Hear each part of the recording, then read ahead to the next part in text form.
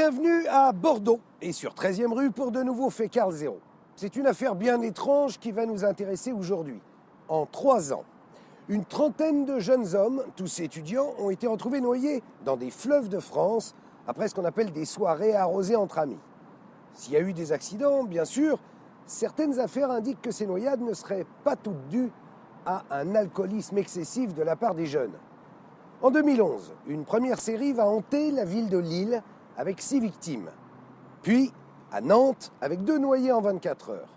Et ça reprend ici à Bordeaux en 2012, où en 10 mois, 6 jeunes, tous étudiants sans histoire, ont été engloutis par la Garonne. Un épais mystère recouvre ces disparitions qui, pour la plupart, restent inexpliquées. Et quand on tombe dans la Garonne, on se noie. 9 fois sur 10. Donc moi, tant qu'on ne va pas prouver que c'est effectivement un accident, pourquoi c'en est un ? Il apparaît clairement que ces jeunes, à un moment donné, au moment crucial, se sont retrouvés tout seuls. Depuis le 27 mars, le jour où nous avons retrouvé notre fils noyé dans la Garonne, nous avons une porte close. S'entendre dire, alors qu'on est dans le deuil, que celui qui est mort était un alcoolique et un drogué mal élevé, ça ressemble à quoi ? C'est scandaleux de ne pas avoir accès à des résultats qui concernent notre enfant. C'est un ministère public qui s'inquiète de l'opinion publique et des médias, plus que des parents victimes, ou pas, mais en tout cas d'un drame certainement, qu'il est censé protéger. Qu'on me donne toutes les bandes. Je passerai le reste de ma vie à chercher. Savez-vous que l'auteur de l'usage de cette carte bleue a été identifié et interpellé ? Il n'y avait pas d'eau dans les poumons, pas d'eau au niveau du cœur. Donc, pour moi, c'est pas une noyade. Il avait un coup au niveau de la tempe et il saignait du nez. On veut juste une réponse sincère, faite par des enquêteurs qui font leur boulot. Ah, il a été drogué. J'affirme, il a été drogué. Je serai un peu plus à la recherche de la justice parce que la vérité, je commence à me demander si on pourra l'obtenir un jour.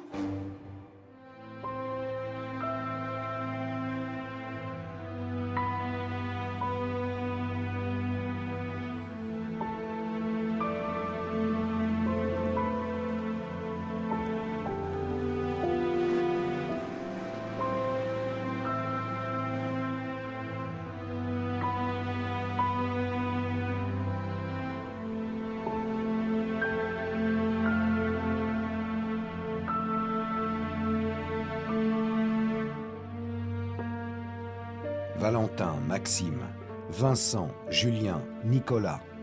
Des prénoms qui s'égrènent sur une liste maudite qui hante les bords de la Garonne.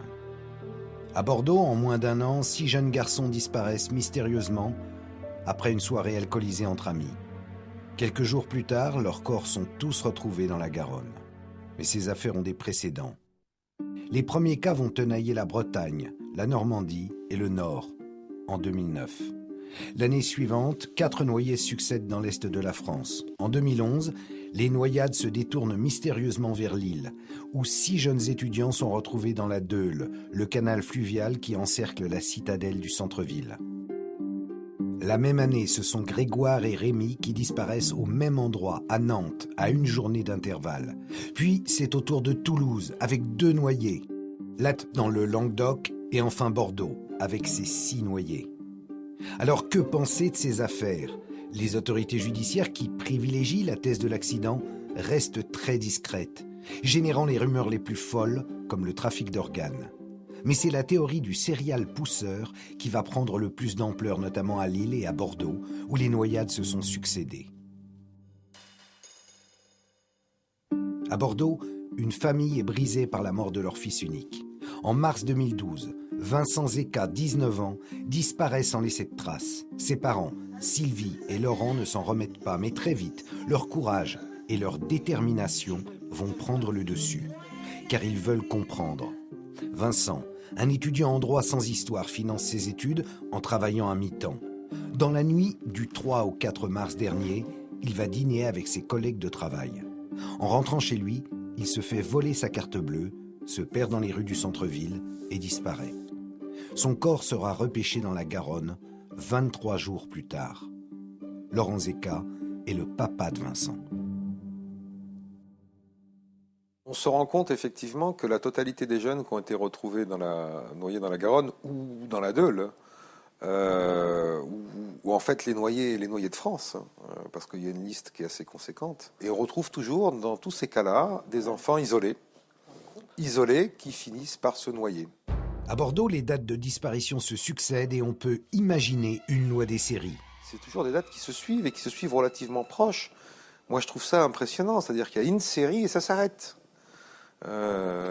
Alors, on a parlé de loi des séries pour Bordeaux. Moi, je ne crois pas à la loi des séries, mais par contre, là, il y a une vraie loi des séries dans les noyés sur la carte de France. Sur Bordeaux, c'est pas possible qu'il y en ait 6 d'affilée dans une loi des séries en moins d'un an. Cette série de noyades est un traumatisme pour les Bordelais et pour les familles des 70 000 étudiants inscrits ici. On sait que la première noyade en décembre 2011 était accidentelle. Des témoins ont tout vu. Mais les autres? Pour Jean-Louis David, premier adjoint au maire de Bordeaux, il n'y a qu'une explication. Le dénominateur commun des drames en question, qui se sont tous terminés dans la Garonne par une noyade, c'est de jeunes étudiants, ou jeunes tout court d'ailleurs, pas forcément étudiants, très alcoolisés, hyper alcoolisés, qui se retrouvent dans un état d'inconscience, on va dire, au petit matin, et qui, à partir de là, de manière plus ou moins différente d'ailleurs, engendrent la balustrade et sautent dans la Garonne. Cette théorie est trop simpliste pour le père de Vincent. Donc, nous avons eu des doutes sur la thèse de l'accident parce que justement a été dit d'entrée accident. Voilà. Mais Hubert Végel, le préfet adjoint à la sécurité, est lui sans appel. Il apparaît clairement que ces jeunes, à un moment donné, au moment crucial, se sont retrouvés tout seuls et n'étant plus en capacité de raisonner, de choisir leur chemin, étant même poussés à aller au-delà de la limite que constitue une barrière en l'escaladant et en se jetant à l'eau. Il est vrai que tous les soirs, le centre-ville est très fréquenté par de jeunes fêtards plutôt alcoolisés. Déjà, rien qu'avec le fait qu'il y ait eu un vol physique de sa carte bleue, je ne peux pas accepter d'emblée l'accident. On dit accident, seulement voilà, le dossier de Vincent étant monté à la brigade criminelle, si la criminelle d'entrée dit que c'est un accident, je vois pourquoi on a été à la brigade criminelle. Donc moi, tant qu'on ne m'a pas prouvé que c'est effectivement un accident, pourquoi c'en est un? Bref, pour les autorités, ces noyades ont une cause et une seule, une hyperalcoolisation des jeunes. Un jeu qui consiste à se saouler en un temps record.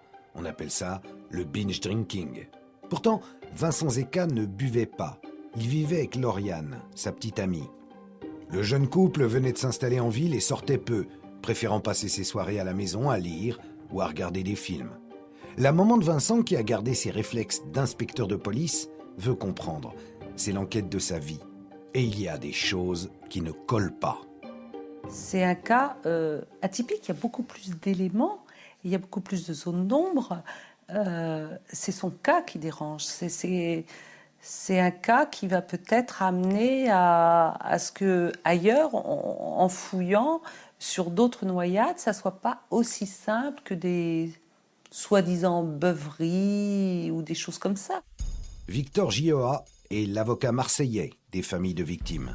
Madame Zeka, elle est habituée à rechercher la vérité. Madame Zeka, c'est une spécialiste du crime.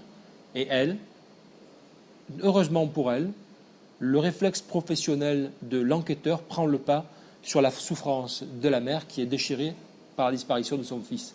Et tout de suite, l'enquêteur qu'elle est va déceler les anomalies et les mettre en exergue. Madame Zeka n'imaginait certainement pas que sa formation de spécialiste du crime aboutirait un jour à mener l'enquête de sa vie. Et pourtant, c'est une réalité. Elle mobilise toute la puissance de sa formation républicaine au service de la disparition de son fils. Et elle met à notre disposition cette compétence. Pour comprendre ce qui s'est véritablement passé cette nuit-là, Sylvie Zeka demande à avoir accès aux images de vidéosurveillance du centre-ville de Bordeaux. La brigade qui traite ces affaires l'y autorise, mais elle n'aura le droit qu'à un seul et unique visionnage. Alors de caméra en caméra, elle observe Vincent en train de déambuler dans le centre-ville. À 21h30, Vincent dîne dans ce restaurant. Il y rejoint son patron ainsi que 12 autres collègues de travail. Son seul ami du boulot n'est pas là, alors pour passer le temps, il échange des SMS avec Lauriane, sa petite copine. Apparemment, il s'ennuie ferme. À 1h15 du matin, le petit groupe de convives sort du resto. Certains veulent prolonger la soirée. Vincent décide de les raccompagner jusqu'à leur voiture, garée dans un parking souterrain. Comme il l'a dit à son ami au téléphone, j'accompagne jusqu'à leur voiture les collègues qui vont en boîte. Et ça fait que d'ici 3/4 d'heure, je serai à la maison. Sauf que les témoignages nous précisent qu'il descend de ce parking et va parler à 3 jeunes qui auraient une voiture blanche. Et il discute 5-10 minutes avec eux. Vincent accoste ces jeunes pour leur demander une cigarette. Mais leur discussion s'éternise. Ses amis s'impatientent et s'en vont. Vers 2h moins le quart, Vincent sort enfin du parking. En théorie, il doit maintenant rentrer chez lui, mais on le voit aborder un autre groupe de jeunes sur la place. Sur les caméras, je vois un Vincent qui est un petit peu euphorique. J'ai l'impression qu'il titube un peu, qu'il va vers un groupe de personnes à la sortie du parking. Ils parlent ensemble, après il s'en va, et puis après, Vincent part à l'opposé de chez lui. À cet endroit, Vincent se trouve à 7 minutes à pied de son domicile, mais contre toute attente, il prend la direction opposée et marche seul. Son état semble se détériorer à vue d'œil. Et après, je vois Vincent, marche plus du tout pareil. C'est que Vincent, il y a une transformation. C'est que Vincent, il a fini de tituber. Vincent est raide. Vincent est droit. On voit notre enfant se transformer complètement, devenir un véritable robot. C'est-à-dire qu'il avait une tenue raide, pas une tenue d'une personne alcoolisée, un regard fixe, hagard, lointain, éperdu, désorienté, déboussolé, puisque cherchant son chemin, il est parti à l'opposé. Vincent se dirige vers un bar-restaurant. C'est bientôt l'heure de la fermeture, les derniers clients finissent leur verre en terrasse. Vincent leur demande une cigarette et fait tomber son briquet que son père lui a offert. Et là, impossible pour lui de le ramasser. Dieu sait que là, il est tôt dans la soirée. Il est à peu près 2h15, ce restaurant ferme. Et Vincent ne peut pas ramasser son briquet. Il n'arrive pas à plier les jambes. Vincent est raide. Il marche trop après. Quelqu'un le remet sur ce chemin après ça. Nadine Guyot-Touzeau est profiler. Elle analyse les comportements des personnes dans des enquêtes criminelles. Elle a travaillé sur le dossier avec Sylvie et s'est jointe à l'enquête. Il est allé dans la direction de la rue Sainte-Catherine. Vincent s'enfonçait dans le noir en allant vers la rue Sainte-Catherine. C'est très important à noter, il n'y avait plus de lumière, il n'y avait plus rien du tout. Vincent poursuit son chemin, mais sur les images de vidéosurveillance, on voit un homme portant un caban noir lui emboîter le pas. Il est alors 2h20 du matin. Là, je le vois, il est accompagné de quelqu'un qui se met un peu à l'écart de lui, comme si Vincent l'embêtait, mais comme s'il n'était pas tout à fait avec lui, parce qu'il y a aussi des caméras. Arrivé rue Sainte-Catherine, Vincent sait qu'au bout de cette rue très éclairée se trouve son appartement. C'est la grande rue commerçante de Bordeaux. Il y a toujours du monde. Et pourtant, Vincent prend une autre direction. Cette personne a une démarche assez altière, assez sportive, calme. Il est plutôt invisible. On ne le voit pas, en fait. En gros, on ne le voit pas. On voit que sur le dos. À un moment donné, il tourne sans explication sur la gauche avec cette personne-là. On ne sait pas exactement ce qui va se passer pour Vincent. Et ils disparaissent tous les deux dans la rue. C'est-à-dire qu'il y a un moment donné, il y a une autre caméra où Vincent est censé passer, mais l'autre aussi est censé y passer. Et Vincent a disparu à ce moment-là. À partir du moment où Vincent quitte la rue Sainte-Catherine, Sylvie perd sa trace pendant 45 minutes. 45 minutes durant lesquelles un retrait d'argent est effectué avec la carte bleue de Vincent dans un distributeur situé à seulement 10 minutes de là où l'on a perdu sa trace. On sait qu'à 2h48, sa carte bleue a été utilisée, son compte a été vidé. Donc son code confidentiel a été pris. L'homme au manteau sombre que l'on distingue sur les images près de Vincent s'arrange pour que son visage ne soit jamais filmé. On sait d'autre part que le retrait a été effectué dans un distributeur qui n'a pas de caméra.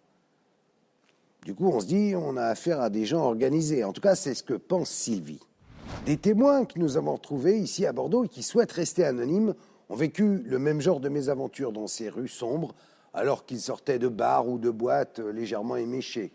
Un couple, par exemple, a réussi à leur subtiliser leurs cartes et leurs codes confidentiels et leur compte a été vidé par la suite.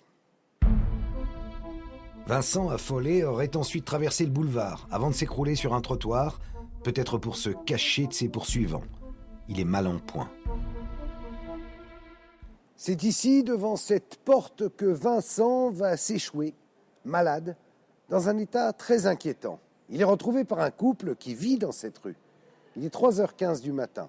Malgré leurs assurances, ce couple va laisser tomber Vincent. Qu'est-ce qu'il faut penser d'eux? Ce couple a pourtant répondu au téléphone de Vincent. À l'autre bout du fil, Lauriane, sa compagne, morte d'inquiétude, ne cesse d'essayer de joindre Vincent. Et là, c'est une femme qui m'a répondu et qui m'a dit que Vincent était très mal, qu'il était couché devant chez elle, qu'il allait vraiment pas bien. Je lui ai demandé où est-ce que c'était. Elle m'a dit place Fernand-Lafargue. Et le couple prend le portable, décroche et dit quelque chose qui est assez surprenant. Il n'y a pas le côté de dire « écoutez, excusez-moi, je me permets de prendre le portable ». Non, c'est plutôt « il n'est pas bien, est-ce que vous le connaissez ?» Et ça, en tant que profiler, c'est assez étrange. C'est une attitude qui est particulière. Elle m'a dit qu'ils allaient se débrouiller pour essayer de le ramener. Et elle a raccroché. Et du coup, j'ai pas eu le temps d'en demander plus. Du coup, j'ai essayé de rappeler. Au début, ça répondait pas. Et au bout de 20 minutes, elle a de nouveau, un peu moins de 20 minutes, elle a redécroché et elle m'a demandé tout de suite où est-ce qu'on habitait. Et donc je lui ai donné l'adresse et elle m'a dit ah mais il nous emmène pas du tout dans le bon sens, ça va pas et elle a raccroché. Elle a mis le téléphone dans la poche de Vincent. Le couple ne ramènera jamais Vincent, le laissera seul dans la rue. Le couple semble vouloir aider, sans vraiment aider, puisqu'il propose éventuellement de le ramener chez eux. Une fois que Lauriane avait demandé aussi si on pouvait le mettre au taxi, ils n'ont pas voulu. Donc Lauriane propose un point de rencontre juste en bas de chez eux. Finalement, ils disent que c'est trop loin, alors qu'ils disent qu'ils habitaient près de leur immeuble. Vincent était près de l'immeuble et que ça les emmène dans une autre direction. Or, là où était Vincent et l'adresse qu'indiquait Lauriane, il y a 10 minutes. L'homme déclarera plus tard aux policiers que Vincent est parti en courant et qu'il n'a pas pu le rattraper. C'est une des chances en moins que Vincent a eu de pouvoir revenir en vie chez lui. Il est 3h40 du matin quand Sylvie Zeka arrive à identifier à nouveau son fils sur les images de vidéosurveillance. J'ai vu Vincent courir un peu, en se retournant apeuré. Peut-être que l'autre courait derrière lui, à un moment. Mais peut-être qu'il le fuyait. Pourquoi? Est-ce que les gens lui avaient fait du mal? Il s'est senti agressé. L'attitude des gens qu'il a rencontrés n'y ont pas aidé. Parce qu'ils n'ont rien fait pour l'aider. Ils ont prétendu, mais ils n'ont absolument rien fait. Vincent est de plus en plus désorienté et il se trompe encore de chemin. Il se dirige maintenant vers les quais de Bordeaux. Le voilà qui arrive à la porte Bir Hakeim. Et là, il s'allonge et il s'endort. Toujours dans le même objectif, ne me touchez pas, je veux rester protégé, j'ai confiance en personne, j'ai peur, je veux rentrer chez moi. D'ailleurs, il disait tout le temps, je veux rentrer chez moi. Et il était sur les bords de la Garonne. Sauf que, il était très loin de la Garonne. C'est très très large cet endroit-là. Et il avait extrêmement mal au ventre. Donc il était plié, il avait les membres moins tendus, mais surtout un faciès extrêmement fatigué et 2 genoux blessés. Il est maintenant 4h15 du matin et un deuxième couple s'approche de Vincent. Et un couple s'est arrêté, il dormait, l'a réveillé, l'a levé, l'a filmé. Et puis d'un seul coup, ils sont partis. Ils ont laissé Vincent, ils l'ont laissé comme ça, repartir à sa dérive, alors que Vincent, à ce moment-là même, s'est mis à vomir devant eux une fois de plus. Ils sont partis en le laissant. Voilà, tout simplement.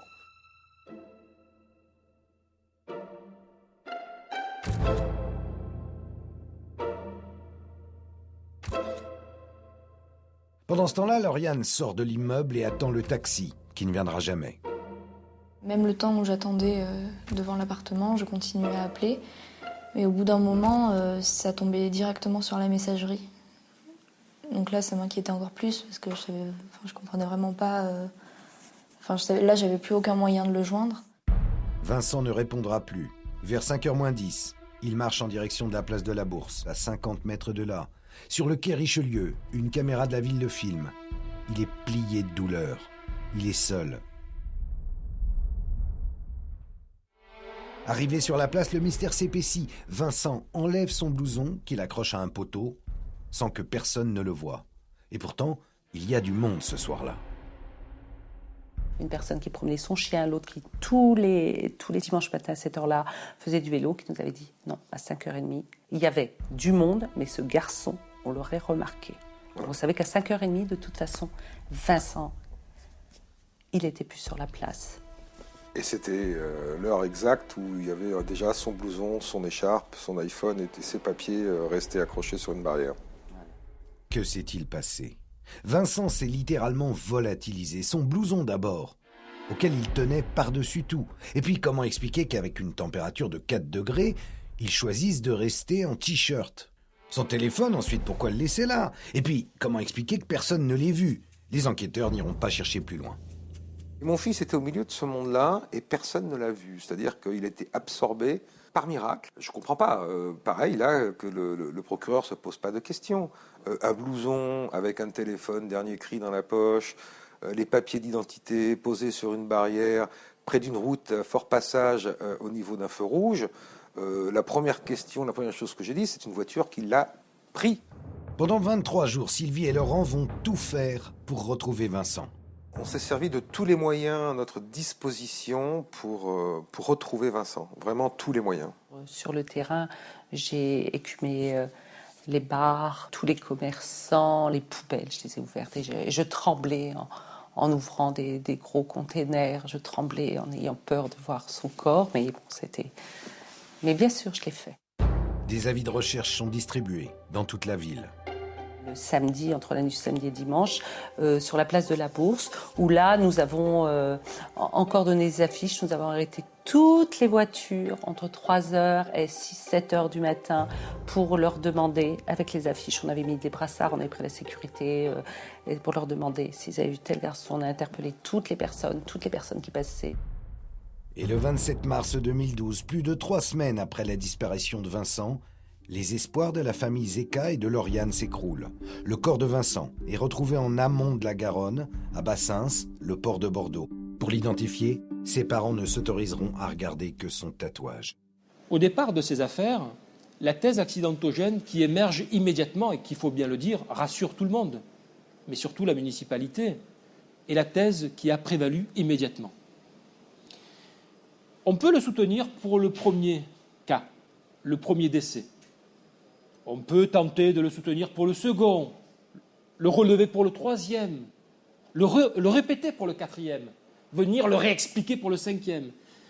Mais convenez avec moi que l'accumulation des tragédies fait que le temps passé nous éloigne un peu plus de la thèse accidentogène et nous confronte à la thèse criminogène. La thèse de l'accident dans un contexte d'alcoolisation présumée, eh bien, se trouve confortée par ces indications. Donc pour autant, néanmoins, et de façon à ce que les choses soient très approfondies, nous allons opérer ces expertises complémentaires. Même si les autorités judiciaires de Bordeaux campent toujours, et sans en démordre, sur la théorie d'une suite tragique d'accidents, 6 quand même, les familles des autres victimes ne vont pas en rester là. Elles vont déployer, comme Sylvie et Laurent, tous les moyens pour mener leur propre enquête, car les parents des victimes accourus à Bordeaux vont se heurter au mur du silence. On ne veut rien leur dire, c'est carrément secret défense, alors que quand même, il s'agit de leurs propres enfants. Aujourd'hui encore, aucun élément n'atteste que l'alcool soit le seul responsable de ces tragédies, malgré les effets d'annonce de la mairie. Plus curieux encore, les familles n'ont toujours pas eu accès aux résultats des autopsies et des expertises ordonnées par le parquet. Franchement, si on voulait leur cacher quelque chose, on s'y prendrait pas autrement. Ou j'y connais rien. C'est scandaleux de ne pas avoir accès à des résultats qui concernent notre enfant. Nous sommes des citoyens, nous sommes des contribuables, nous avons affaire à un service public et il n'y a pas d'autre mot, c'est scandaleux. Et je sais, c'est que nous sommes un grand nombre de personnes dans la même situation, dans les mêmes cas, de ne pas avoir accès à ces informations. Depuis le 27 mars, le jour où nous avons retrouvé notre fils noyé dans la Garonne, nous avons une porte close. Et ça, c'est insupportable. Les Zeka ne sont pas les seuls dans cette situation. Les parents de Valentin, de Maxime, de Julien et de Nicolas vont aussi se heurter au silence des autorités. Le 4 février 2012, un mois avant la noyade de Vincent, c'est un autre étudiant, Maxime Lebeau, qui disparaissait. Il était en 5e année d'une école de commerce et préparait son master. À l'époque, sa mère Geneviève, qui vit en Bretagne, se rend immédiatement à Bordeaux pour rechercher son fils. Nous sommes tous à la recherche ici de Maxime, mon fils, qui a disparu. Il était vendredi soir dans cette boîte de nuit, la plage. Il a disparu vers les 3 heures du matin. Depuis, nous n'avons aucune nouvelle. Si quelqu'un pouvait, s'il l'avait vu, s'il l'avait rencontré, si vous avez une information, surtout n'hésitez pas, appelez-moi. Merci. Malgré son appel à témoins, Maxime restera introuvable. Alors Geneviève fouine, inspecte tous les recoins et fait méthodiquement le parcours de son fils. Le soir de sa disparition, Maxime est sorti avec un ami. Ils terminent leur soirée dans une boîte de nuit. Son blouson va rester au vestiaire tandis que Maxime, lui, se volatilise. L'ami sera retrouvé non loin de là par un cheminot errant sur la voie ferrée de la gare Saint-Jean. Il ne se souvient de rien, pas même d'avoir vu Maxime sortir de boîte. Le corps de Maxime sera retrouvé lui aussi à Bassins le 27 avril 2012, exactement un mois jour pour jour après la découverte de celui de Vincent. Quant à Julien Tessier, 25 ans, il disparaît le dernier samedi de mars 2012 alors qu'il fêtait son nouveau job. Sa sœur aînée, Carole, se met immédiatement à sa recherche. Elle sent qu'il lui est arrivé quelque chose. C'était un jeune homme sérieux qui vivait avec sa maman. S'il découchait, il la prévenait toujours. Carole retrouve sa voiture garée dans le centre-ville, au même endroit que la veille. Ce qui indique que Julien était suffisamment lucide pour ne pas prendre le volant. Car ce soir-là, Julien avait beaucoup bu. Des témoins l'ont croisé sur le pont de Pierre, son chemin pour rentrer, juste avant qu'il ne disparaisse. Le corps de Julien sera retrouvé le 9 mai 2012, sur la rive gauche de la Garonne, dans le centre-ville. Et comme pour Vincent, le couple avec qui Julien passait la soirée ne fera rien pour l'aider et va le laisser là, seul, alcoolisé.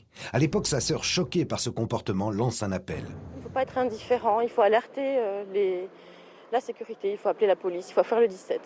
Il ne faut pas laisser les jeunes seuls comme ça, avec un taux d'alcoolémie très élevé dans la rue. Ces drames ont malgré tout des similitudes. Les victimes sont tous des garçons, sans histoire, qui rentrent chez eux après un soir de fête arrosé, dans ce même périmètre du centre-ville de Bordeaux. Ils sont seuls, ils sont ivres, n'ont pas de téléphone et n'ont pas d'argent. Mais surtout, et ça c'est dingue, personne ne les voit tomber dans la Garonne qui bouillonne juste en bas. Et pourtant, la police ne va pas aller chercher plus loin. Pour eux, circuler, il n'y a rien à voir. Le procureur va classer les affaires les unes après les autres, sans explication, sans un mot, sans même que les parents en soient informés. Pour les autorités de Bordeaux, il n'y a pas de doute. Tous ces jeunes hommes sont victimes d'une hyperalcoolisation. On sait bien qu'aujourd'hui, la jeunesse, dans bien des pays d'Europe, a besoin de se mettre dans un état d'alcoolisation et de suralcoolisation pour faire une bonne fête. Vincent n'est pas le seul noyé et ça fait à peu près 3 ans qu'on a retrouvé ces phénomènes sans explication qui ont été mis autour de ce qu'on appelle un terme anglo-saxon. Ça fait bien le binge drinking, alors que bon, c'est un phénomène qui existe depuis x années. Et je pense que là, en ce qui concerne Bordeaux et peut-être d'autres villes, c'est un phénomène qui dérange. Sauf que en ce qui concerne Vincent, il ne fait pas partie de ce groupe-là. S'entendre dire, alors qu'on est dans le deuil, que celui qui est mort était un alcoolique et un drogué mal élevé, ça ressemble à quoi? Alors qu'on ne sait pas ce qui s'est passé, alors qu'on n'a pas les résultats d'autopsie, c'est proprement scandaleux. Je crois que si le devoir d'indignation existe, le devoir d'indignation doit s'appliquer à ce dossier. Selon Maître Gioa, l'avocat des familles, le problème est ailleurs. La mairie a immédiatement pris le parti de communiquer et de porter des solutions à la population.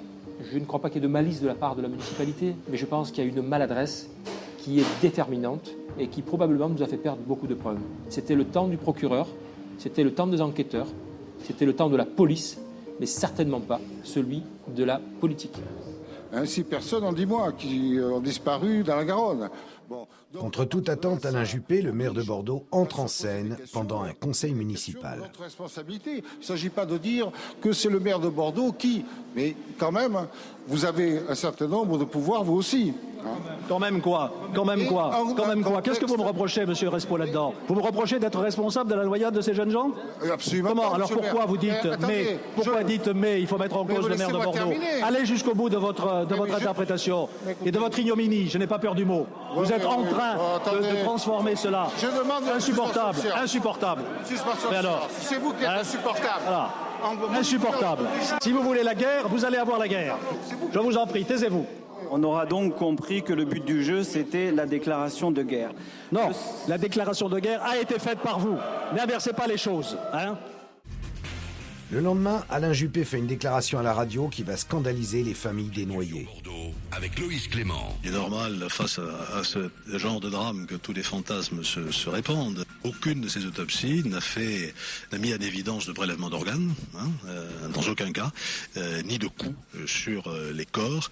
Et donc, il s'agissait, dans la majorité des cas, d'une suralcoolisation et également d'une consommation de drogue importante. Donc voilà la vérité, hein. C'est quand même étonnant d'entendre Alain Juppé s'exprimer sur une affaire judiciaire en cours. C'est plutôt au procureur de la République de le faire. Mais M. Laplot n'a pas souhaité répondre à nos demandes d'entretien. Le ministère public doit s'expliquer et doit nous expliquer pourquoi ce traitement. Le ministère public ne nous reçoit pas. Par contre, nous étions invités à la mairie pour participer à un colloque sur les premières assises européennes de l'alcoolisme juvénile. Mais de qui se moque-t-on ? Lorsqu'on vient nous expliquer que la mairie organise un colloque et que Mme Zeka est reçue par le maire. Quel honneur! Mme Zeka, elle ne veut pas le maire. Mme Zeka, elle ne veut pas avoir les honneurs de la mairie. Elle veut juste avoir les faveurs de la justice, ce qu'on lui refuse.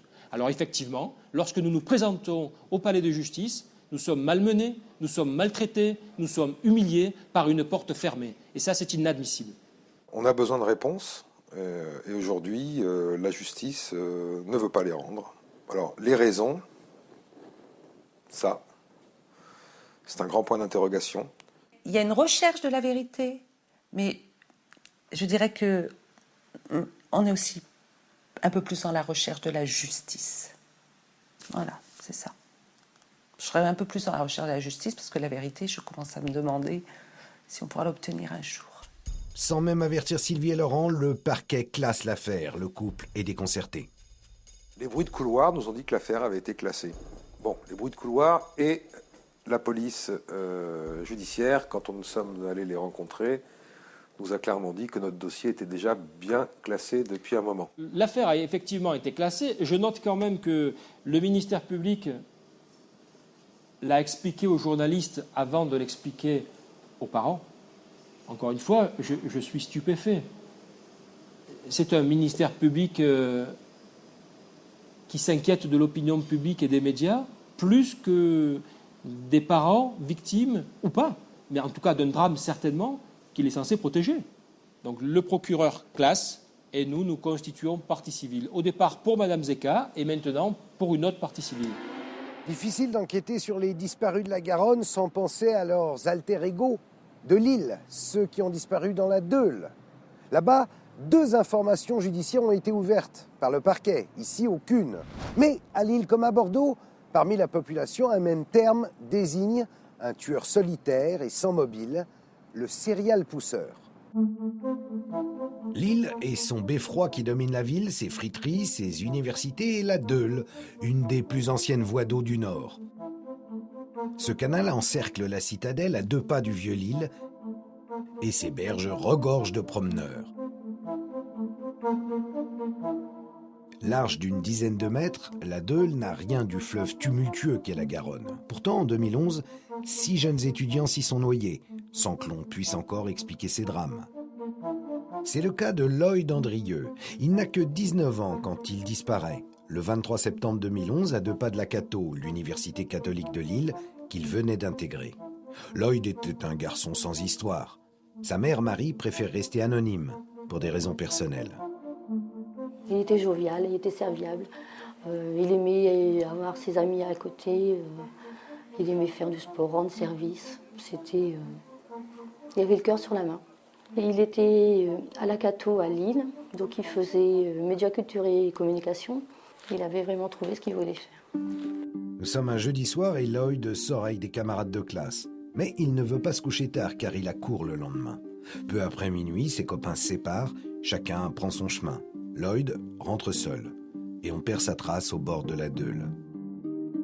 Il avait un peu peur, quoi. Il appréhendait quand même d'aller se promener là-bas. Il y allait pas si bien. 15 jours avant, il avait encore dit « Je ne vais jamais par là, même en plein jour ».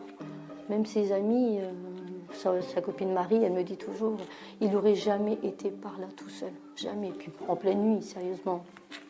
S'il n'y allait pas en plein jour, il n'y allait pas en pleine nuit. » Autre fait troublant, son téléphone, qui n'a jamais été retrouvé. Ce téléphone est utilisé par un inconnu au moment de sa disparition. Il n'était pas tout seul puisque son téléphone a marché et il y avait quelqu'un qui a téléphoné à un de ses amis sur Facebook en disant « Ton pote n'est pas bien, qu'est-ce que je fais ?»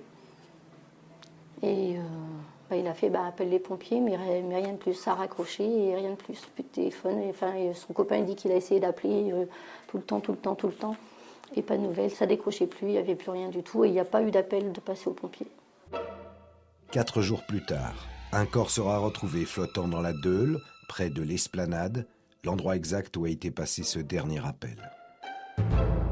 Pour moi, c'était où les Thomas Ducrot, Jean-Denis et Jean-Marie Adec, ils étaient décédés et je me suis dit, bon, peut-être qu'avec un peu de chance, mais au fond de moi... Pendant près d'1 an, la famille est confrontée au silence du système judiciaire. Mais en septembre 2012, Marie est convoquée à la PJ et là, coup de théâtre. La police m'a convoquée début septembre pour me dire que le téléphone avait fonctionné au mois de mars de cette année 2012. Là, ça faisait déjà 6 mois qu'il était enterré. Son téléphone a fonctionné. Donc la personne qui avait le téléphone a cherché à joindre certains numéros. Moi, ils m'ont dit qu'il avait cherché à me joindre 3 fois le 3 mars entre 20h, on va dire 20h20 et 20h40. Donc ils disent que le téléphone est encore en circulation. Mais ils pensent qu'il est dans le Vieux-Lille, mais ils ne peuvent pas me définir exactement où. Ce rebondissement capital ne donnera rien. Les policiers retracent alors les dernières heures de Lloyd. À ce qui paraît, Lloyd serait sorti au Seven pour aller boire quelques verres. Alors après, d'après les témoignages, on l'aurait vu en train de danser, chose qu'il ne faisait, à mon avis, jamais. Donc un peu étonnant. Complètement ivre, complètement déjanté. Après, il y a des gens qui l'auraient vu le long de la Deûle, en train de courir, en train de se sauver comme s'il y avait quelqu'un qui le poursuivait. Il y en a d'autres qui l'ont vu quai du Vau, assis en train de dormir sur un mur. Alors, est-ce que c'est vrai? Est-ce que c'est pas vrai? Après, plus de traces. Comment un jeune homme qui savait nager a-t-il pu se noyer? Et puis, il ne fait pas si froid au mois de septembre, dans le Nord. Fin septembre 2011, il faisait hyper chaud. La police m'a dit qu'elle devait être aux environs 17-18 degrés. Donc c'est pas chaud, mais c'est pas froid non plus, quoi. C'est la température de la mer du Nord en plein été. Un constat incompatible avec les résultats de l'autopsie. Il n'y avait pas d'eau dans les poumons, pas d'eau au niveau du cœur. Donc pour moi, c'est pas une noyade. Pour eux, ils disent que ça peut être une noyade blanche. Donc je sais pas. 2 possibilités donc. Soit Lloyd est mort d'un malaise en entrant dans l'eau, soit il était déjà mort avant de se noyer. Et la deuxième option semble la plus probable. J'ai vu 2 photos. Alors, il avait un coup au niveau de la tempe et il saignait du nez. Même si la police continue d'enquêter, de nombreuses questions vont rester sans réponse. Mais sérieusement, je me pose les questions. À savoir s'il était tout seul, s'il a été drogué, si on l'a tué avant, si on l'a pas même malmené, frappé, si on l'a pas poussé dans l'eau volontairement. Mais comme il n'y avait pas d'eau dans les poumons, je ne sais pas si c'est possible. Mais franchement, j'aimerais avoir une réponse. Même si ce n'est pas celle à laquelle je m'attends, mais j'aimerais bien avoir une réponse. Encore aujourd'hui, les autorités lilloises privilégient la thèse de l'accident. Mais à Lille, comme à Bordeaux, les vols de carte bleue et de portables restent inexpliqués. C'est étrange, toutes ces similitudes. Le mode opératoire, les circonstances de disparition, et dans les 2 villes, des enquêtes qui n'avancent pas. Il y a matière à s'interroger, Et il y a matière à mettre en marche une police qui, jusqu'à présent, fait plus que traîner des pieds, mais résiste. Le parquet considère qu'il n'y a pas d'enquête, qu'il n'y a plus d'enquête. Ces familles sont en droit d'avoir une véritable enquête. Et tout le monde en a besoin. Donc aujourd'hui, on ne veut rien de plus que la vérité. Ça n'est pas une chasse aux sorcières. On ne veut pas nécessairement un criminel. On veut juste une réponse sincère, faite par des enquêteurs qui font leur boulot. Travail qui n'a pas commencé. Pourtant, le préfet adjoint de Bordeaux va nous expliquer le contraire. Est-ce que vous pensez que vous avez mis les moyens nécessaires sur une histoire comme ça, quand même si jeune Mais tous les moyens techniques, scientifiques ont été mis en place. Je vous rappelle que la sûreté départementale a été saisie par l'autorité judiciaire, et c'est l'autorité judiciaire qui contrôle ces procédures et qui les dirige. Ce n'est pas au préfet délégué pour la défense et la sécurité de donner une appréciation sur ce point-là. Ce que je peux vous dire, c'est que les fonctionnaires de police de la sûreté départementale qui ont procédé à toute cette série d'enquêtes l'ont fait avec tout le sérieux nécessaire, avec l'appui de la police technique et scientifique et l'appui de leurs collègues spécialisés de la police judiciaire dans ce domaine de police scientifique. Entre les familles de noyés et les autorités, impossible de se comprendre. On leur explique qu'elles dérangent, qu'elles posent un problème et qu'elles posent des questions qu'elles n'ont pas à poser, alors qu'elles sont dans leurs droits et que c'est la police qui viole leurs droits. On n'a pas à lui cacher le rapport d'autopsie, on n'a pas à lui cacher le rapport d'enquête qui n'a commencé qu'après les investigations de la maman. La carte bleue de Vincent Zeka, on l'a vu, a été utilisée tôt dans la soirée pour vider son compte. Mais vers 6h du matin, elle est à nouveau présentée dans un drive-in de Lormont. Là, le paiement est refusé. La carte bleue de Vincent a été rejetée pour un achat avec un montant spécifique. Dans la minute, une autre carte bleue, volée de la veille, a été utilisée. Là, elle est passée avec le même montant pour le même type de menu. Les personnes qui ont volé la carte bleue de Vincent ont donc aussi volé celle d'un adolescent qui finira à l'hôpital. Il se fait chauffer sa carte bleue, elle est utilisée, donc on se dit il y a peut-être une bande qui est spécialisée là-dedans, sur Bordeaux. Mais savez-vous, et là je ne trahis pas le secret d'une enquête, savez-vous que l'auteur de l'usage de cette carte bleue a été identifié et interpellé? C'est tout ce que je peux vous dire en l'espèce. Qu'est-ce qu'il a dit? Je ne peux... Il ne l'a pas poussé, on n'en est pas à ce sujet-là. Les parents de Vincent savaient que l'un des auteurs du vol de carte bleue avait été arrêté par la police en juin 2012. Mais à l'époque, son complice, lui, n'avait pas été identifié. À Lille, comme à Bordeaux, une question turlupine les familles. L'utilisation possible de drogues dites de soumission chimique. La victime se soumet parce qu'elle est dans un état demi-conscient. Sans cela, personne ne peut expliquer le changement d'attitude de Lloyd et de Vincent. Personne ne se pose la question de savoir pourquoi est-ce que l'attitude de ce garçon qui souffre et qui va vers une destination tragique, qui n'est pas l'attitude d'un garçon qui est alcoolisé, mais probablement drogué, probablement empoisonné. Personne ne s'interroge de savoir ce qui a pu se passer.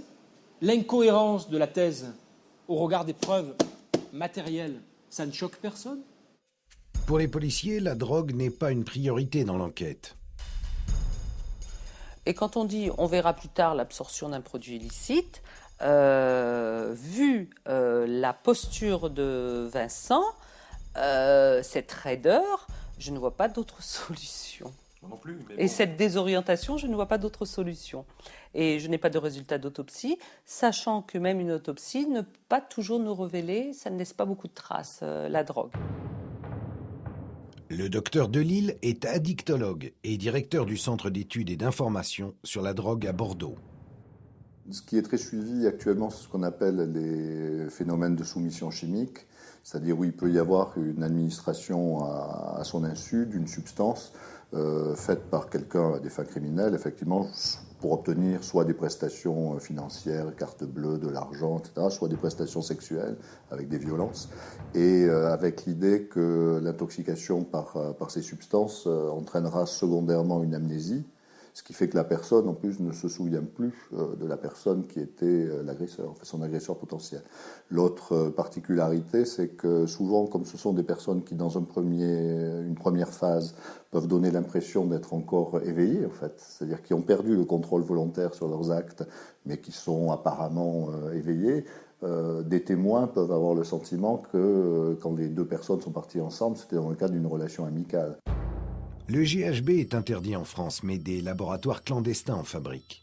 C'est aussi un composant de certains solvants industriels. Son usage peut être détourné.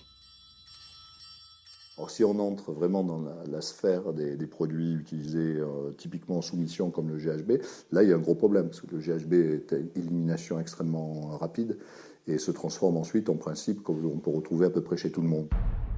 Autant vous dire qui plus est, un certain nombre de victimes, notamment d'abus sexuels sous GHB, n'arrivent parfois dans les services hospitaliers que le lendemain, voire le surlendemain, quand elles étaient complètement ivres, à l'issue de l'affaire, dans les hôpitaux ou les procédés aux examens cliniques, aux recherches de toxiques, mais qui peuvent rester négatifs quand c'est des produits de ce style.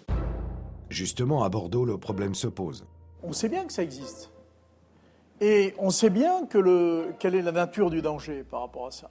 Quand vous parlez avec les responsables des universités, ils vous disent « Oui, nous avons des jeunes filles qui reviennent nous voir le lendemain de soirées, de fêtes et autres en disant « Je ne sais pas ce qui m'est arrivé hier soir, mais aujourd'hui je sais que probablement j'ai été violée, etc. etc. » Ça existe et l'université prend ces choses-là en main.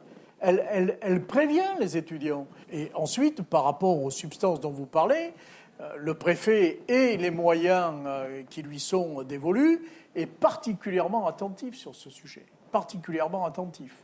Vous parliez à l'instant de drogue. Il y a également une rumeur qui dit que certains d'entre eux auraient été drogués de façon à être par la suite dépouillés. Vous savez, des drogues un peu comme la drogue du viol, mais là, pas pour les violer, pour les dépouiller. Et ensuite, on se débarrasse d'eux en les jetant dans la Garonne. Oui, vous savez que dans toutes ces affaires, ça a été la rumeur de Nantes il y a quelques années, ça a été une rumeur équivalente à Lille, parfois aussi à Paris. Tout ça fait partie de la rumeur, mais rien n'est démontré dans ce sens-là. Et au contraire, même, l'inverse est démontré formellement dans les enquêtes qui ont été menées ici. Pourtant, à propos de Vincent, Nadine Guyot-Touzeau est plus catégorique. Ah, il a été drogué. J'affirme, il a été drogué. Probablement, je le mets à 90% à la sortie du parking. Ça s'est passé dans cet environnement-là. C'est certain. Il avait des jambes raides.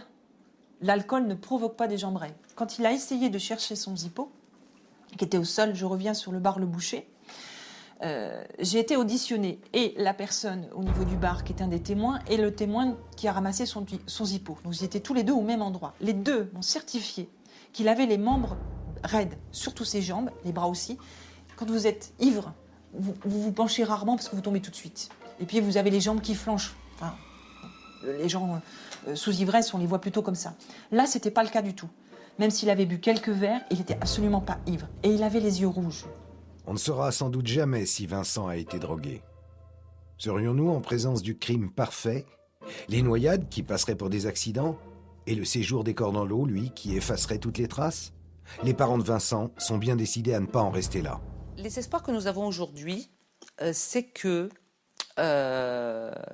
l'instruction soit ouverte par le biais de notre seconde plainte, mais qui nous donne accès au dossier, les résultats d'autopsie. Je dis les parce qu'il y a eu expertise et contre-expertise demandée par le procureur.